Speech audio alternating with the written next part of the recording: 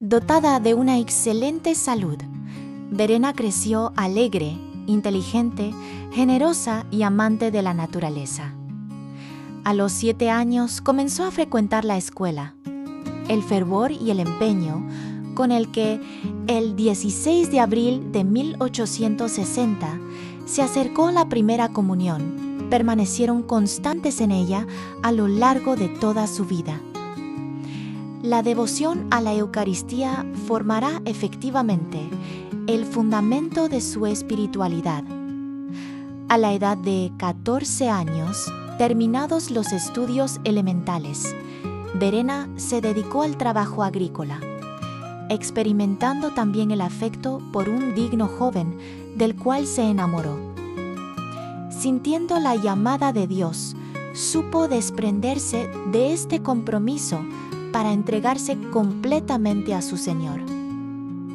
En este periodo de su vida, se le concedió la gracia de gozar sensiblemente de la presencia de Dios, sintiéndolo muy cercano. Ella misma afirma: explicar este estado del alma a quien no ha experimentado jamás algo semejante es extremadamente difícil, si no es que imposible. Y además, el Espíritu Santo me enseñó a adorar, alabar, bendecir y dar gracias a Jesús en el tabernáculo. En todo momento, en medio de las labores y en la realidad cotidiana de la vida. Atraída del amor de Dios, a los 18 años entró como postulante en un convento de la región. Comprobado que no era aquel el lugar donde el Señor la llamaba, Verena regresó pronto al seno familiar. El trabajo, la oración, el apostolado en la parroquia mantuvieron vivo en ella el deseo de la vida consagrada. El 12 de noviembre de 1867, por sugerencia de su párroco, Verena entró en el monasterio franciscano de María Auxiliadora en Alstetten. El 4 de mayo de 1868 vistió el hábito franciscano, tomando el nombre de Sor María Bernarda del Sagrado Corazón de María, y el 4 de octubre de 1869 emitió la profesión religiosa, con el firme propósito de servir al Señor hasta la muerte, en la vida contemplativa. Pronto fue electa maestra de novicias y por 3 veces superiora de la comunidad, desempeñando este servicio fraterno por 9 años consecutivos. Su celo y su amor por el reino de Dios la habían preparado para iniciar una nueva experiencia misionera. Por tanto, acogió de buen grado la invitación de Mons Pietro Schumacher, obispo de Puerto Viejo, en Ecuador, quien le pidió venir a su diócesis, planteándole la precaria situación de su gente. María Bernarda reconoció en esa invitación la clara voluntad de Dios que la llamaba a ser anunciadora del Evangelio en aquella tierra lejana. Superadas las iniciales resistencias del obispo de San Gallo y después de haber obtenido un regular indulto pontificio, el 19 de junio de 1888, Sor María Bernarda y 6 compañeras dejaron el monasterio de Alstetten y partieron para el Ecuador. Solamente la luz de la fe y el celo por el anuncio del Evangelio sostuvieron a la beata y a sus compañeras en la difícil separación del amado monasterio y de las hermanas. En su interior, María Bernarda pensaba en el tener que dar vida a una fundación misionera dependiente del monasterio suizo.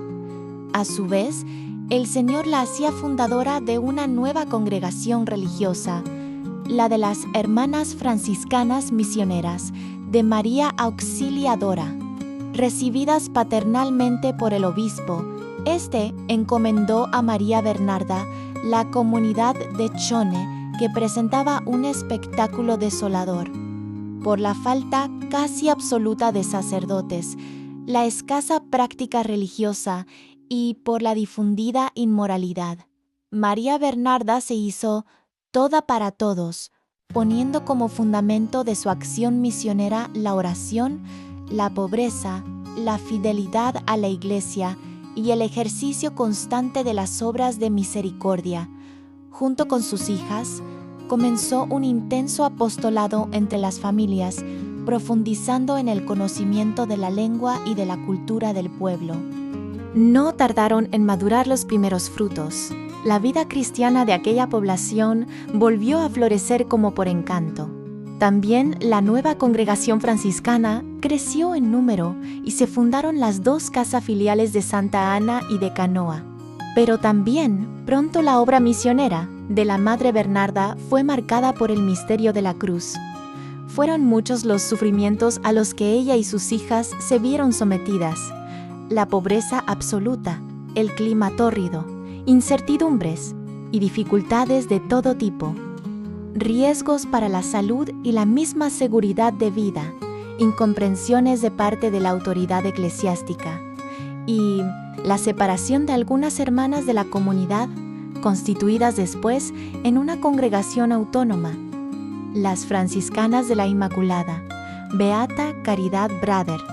María Bernarda soportó todo con heroica entereza, en silencio, sin defenderse y sin alimentar resentimientos en la confrontación con alguno, perdonando de corazón y orando por aquellos que la hacían sufrir. Como si no fueran suficientes todas estas pruebas, en 1895, una violenta persecución por parte de fuerzas hostiles a la Iglesia obligó a Sor María Bernarda y sus hermanas a escapar del Ecuador, sin saber a dónde ir. Con 14 hermanas se dirigió a Bahía, de donde prosiguió para Colombia. El grupo estaba aún buscando cuando recibió la invitación de Mons Eugenio Biffi para trabajar en su diócesis de Cartagena. Y así, el 2 de agosto de 1895, fiesta de la Porciúncula de Asís, la fundadora y sus hermanas exiliadas del Ecuador arribaron a Cartagena, recibidas paternalmente por el obispo. Encontraron alojamiento en un ala del hospital femenino, llamado comúnmente Obra Pía. El Señor las había conducido a aquel asilo, donde la Madre Bernarda permanecerá hasta el término de su vida. Después de la Casa de Cartagena, se llevaron a cabo otras fundaciones no solo en Colombia, sino en Austria y en Brasil. Con un amor compasivo, de auténtica franciscana, estaba encargada de socorrer las necesidades espirituales de los pobres que ella consideró siempre sus predilectos. Decía a las hermanas: abran sus casas para ayudar a los pobres y a los marginados. Prefieran el cuidado de los indigentes a cualquier otra actividad. La madre guió su congregación por espacio de 30 años. También, después de haber renunciado al oficio de superiora general, continuó animando, con sentimientos de verdadera humildad, a sus queridas hermanas, sobre todo con el ejemplo de su vida, sus palabras y sus escritos.